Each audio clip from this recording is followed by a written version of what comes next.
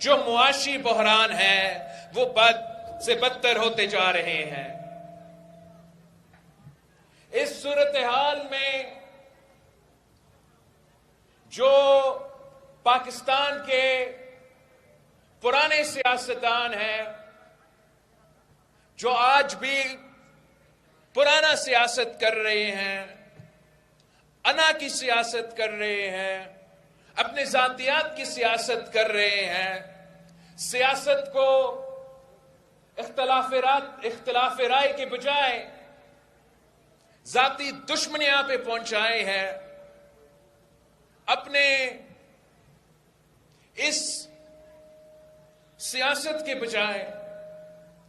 عوام کے جو اصل مسائل ہیں ان میں نہ ان کا دلچسپی ہے، نہ آپ کے مسائل کا حل ہے، اور اس وقت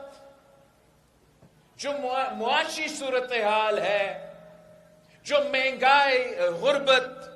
اور بے روزگاری میں دن بدن اضافہ ہوتا جا رہا ہے، وہ میرے پاکستانی